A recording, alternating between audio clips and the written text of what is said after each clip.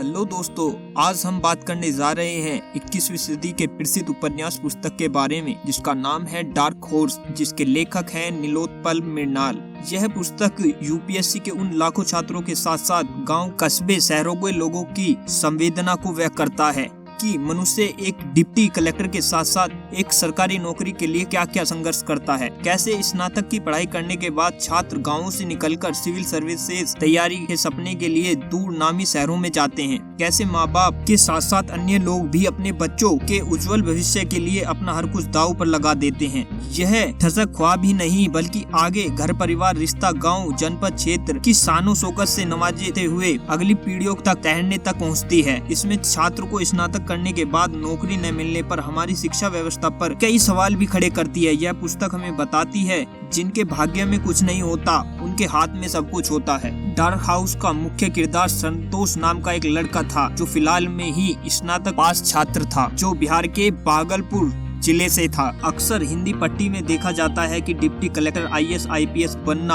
हर किसी का सपना होता है। बेशक हिंदी पट्टी में कोई यूपीएससी का फॉर्म न भरा हो, लेकिन वह अपने सपनों में यूपीएससी जरूर क्रैक कर लेता है। उसी सपने को पूरा करने के लिए बिहार के एक गाँव से संतोष नामक छात्र दिल्ली मुखर्जी नगर जाने का निश्चय करता है। उसके माता पिता भी अपने दिल पर हाथ रखकर दिल्ली भेज देते हैं। दिल्ली में उनकी मुलाकात एक राय साहब से होती है। उनकी पहले भी एक बार मुलाकात हो चुकी होती है। राय साहब एमए बीएड पास पिछले 3 साल से यूपीएससी की तैयारी मुखर्जी नगर दिल्ली में कर रहे थे। इसी कारण उनके पहले से ही कुछ दोस्त थे। राय साहब संतोष को अपनी सभी दोस्तों से मिलवाते हैं। संतोष एक सीधा साधा शाकाहारी लड़का होता है, लेकिन दिल्ली दिल वालों की है, इसलिए वह वहां सबसे घुल मिल जाते हैं। मुखर्जी नगर के आसपास ये छात्र 25 गज में अपनी पूरी जवानी को तपा देते हैं। अतः 25 गज के इस अध्ययन में वह अपना सब कुछ करते हैं, जैसे खाना पीना, पढ़ना आदि। इन छात्रों के लिए सबसे बड़ी समस्या लैट्रिन बाथरूम की होती है, क्योंकि यहाँ एक लैट्रिन को 10 से ज्यादा व्यक्ति यूज करते हैं। घर से बार बार पैसे मांगना इन छात्रों के लिए यूपीएससी के पेपर देने से भी कठिन सवाल लगता है। राय साहब अपने दोस्त मनोहर, गुरु, मधुरक्षी, जावेद इत्यादि से बारी बारी से मिलाते हैं।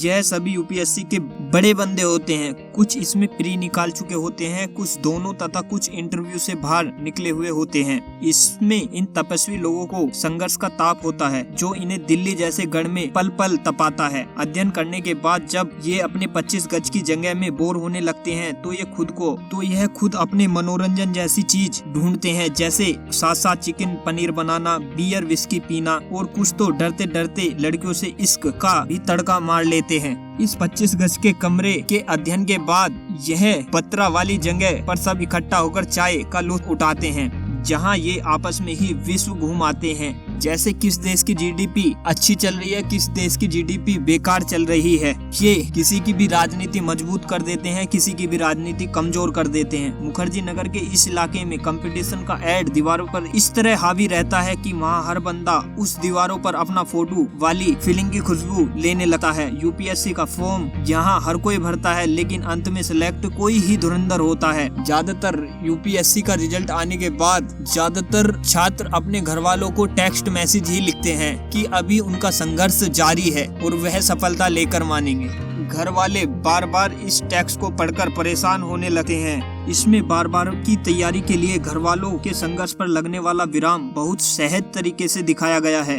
असफल रहने के बाद राय साहब, गुरु, मनोहर, संतोष आदि का आपस में ढाढ़स मनोबल बांधना इसमें अलग मजा खड़ा कर देता है। वे आपस में कहते हैं वो खुद ही तय करते हैं मंजिल आसमानों की, परिंदों को नहीं दी जाती तालीम उड़ानों की। रखता है जो हौसला आसमान छूने का, उनको नहीं होती परवाह गिर जाने की। लेखक ने इसमें एक छात्र के तपन को बहुत अच्छी तरीके से दिखाया है। उसी तरह लेखक ने इनके यौवन अवस्था में डूबे प्यार की उमंगों को भी बहुत अच्छी तरीके से दिखाया है कि कैसे ये सीडी ब्लू फिल्म के माध्यम से अपने यौवन मन को शांत करते हैं, कैसे ये प्यार करते हैं। गुरु को इसमें सबसे सेंसिटिव लवर माना वह दिखाया गया है।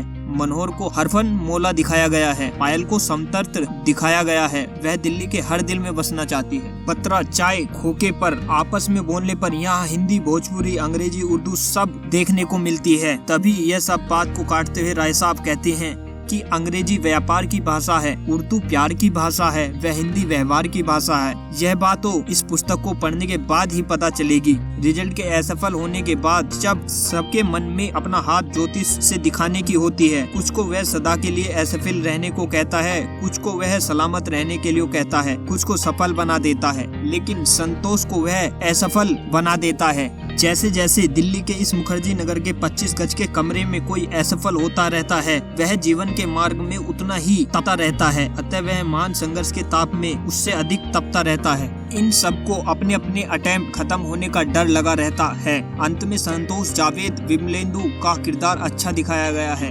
राय साहब और उनके कुछ दोस्त अपने अटेम्प्ट खत्म होने के बाद अपने शहरों में शादियां कर घर बसा लेते हैं, लेकिन कुछ 25 गज के संघर्ष में तपते रहते हैं। जावेद पूर्वी यूपी से संबंध रखता है। उसकी एक बूढ़ी माँ जो पूर्वी यूपी में रहती है। मुखर्जी नगर रहते रहते जावेद की 8 बीघा जमीन वह अपनी बूढ़ी माँ को बीमारी से इसलिए खो देता है क्योंकि उसकी बूढ़ी माँ अपने बेटे को कलेक्टर अधिकारी बनता देखना चाहती थी। जावेद अपनी बूढ़ी माँ के गुजरने के कुछ दिन बाद ही यूपी PCS क्रैक कर अधिकारी बन जाता है, लेकिन वह अपनी बूढ़ी माँ को जिंदगी भर भूल नहीं पाता है। विमलेंदु IAS बनकर अपनी पसंद से ट्रेनिंग IAS लड़की से शादी कर लेता है, जिस कारण उसके पिता उससे कुछ दूरी बना लेते हैं, क्योंकि उससे पहले विमलेंदु के लिए यूपी के एक कैबिनेट मंत्री की लड़की का रिश्ता आ चुका होता है, जिस कारण विमलेंदु के पिता अब मंत्री को शादी करने के लिए मना कर देते हैं। इससे वह बहुत दुखी होते हैं और अपने बेटे को यह कहते हैं कि वह अब दिल्ली का हो गया है, अब वह बड़ा हो गया है। अब बारी संतोष की आती है। संतोष UPSC के रिजल्ट में असफल होने के बाद गुरु के पास कमरा छोड़ चुका था। मनोहर गुरु ने उसे खूब ढूंढा, पर 1 साल तक उसका कुछ पता नहीं चला। राय साहब अपने शहर जाकर घर बसा लिए थे। अब 1 साल बाद फिर UPSC का अंतिम रिजल्ट आ चुका था। गुरु व मनोहर अब की बार भी फेल हो गए थे। इस UPSC के अंतिम कट ऑफ में असफल रहने के बाद भी वे बहुत दुखी थे। वे अब भी संतोष को ढूंढ रहे थे। संतोष का यह तीसरा अटेम्प्ट था। संतोष का पता उनके कोचिंग सेंटर के मास्टर से पता लग चुका था। राय साहब को यह सूचना मिल चुकी थी। गुरु व मनोहर अपनी हार भूलकर संतोष को IPS की खुशी, अब वह संतोष को खोज रहे थे। उन्होंने पाया कि संतोष बन्ना की ऊपरी बिल्डिंग पर खड़ा था। वह आश्चर्यचकित थे कि संतोष बत्रा बिल्डिंग के ऊपर क्या कर रहा है। वे जल्दी से बत्रा की ऊपरी मंजिल पर पहुंचे और उन्होंने संतोष को मन से गले लगा लिया, क्योंकि संतोष IPS कैडर प्राप्त कर चुका था। अब तीनों गले मिलकर रो रहे थे। राय साहब को भी संतोष के IPS कैडर रिजल्ट का पता लग चुका था। वह बहुत खुशी से आपस में लिपटकर रो रहे थे। राय साहब भी बहुत खुश थे। वे अब जान चुके थे कि संतोष हम सब में डार्क होर्स साबित हुआ है। मनोहर कह रहा था कि हाथों की लकीरों पर मत जा गालिब, किस्मत उनके भी होते हैं जिनके हाथ नहीं होते हैं। अंत में लेखक बताता है कि अभागा ईश्वर का वह भरोसेमंद व्यक्ति है जिस पर ईश्वर को भरोसा है कि उसे कुछ मत देकर भेजो, यह सब कुछ खुद हासिल कर लेगा। अतः इस पुस्तक से यह सीखने को मिलता है कि हम सबके अंदर एक डार्क हॉर्स बैठा है, जरूरत है कि उसे दौड़ाए रखने की जिजीविषा की हो। अंत में जिनके भाग्य में कुछ नहीं होता उनके हाथ की कलम में सब कुछ होता है। कहीं वो डार्क हॉर्स अगला आप ही तो नहीं हो। अतः लेखक बताता है प्रतिभा किसी की जन्मजात बबूती नहीं है, प्रतिभा के साथ साथ मेहनत जिसके साथ है वह अपना रास्ता खुद ही खोज लेता है। दोस्तों, अगर आपको यह सुनकर देखकर अच्छा लगा हो तो हमें लाइक सब्सक्राइब जरूर करें, क्योंकि हम आगे भी ऐसी ही ज्ञानवर्धक मोटिवेशनल किताबों के बारे में जरूर बताते रहेंगे।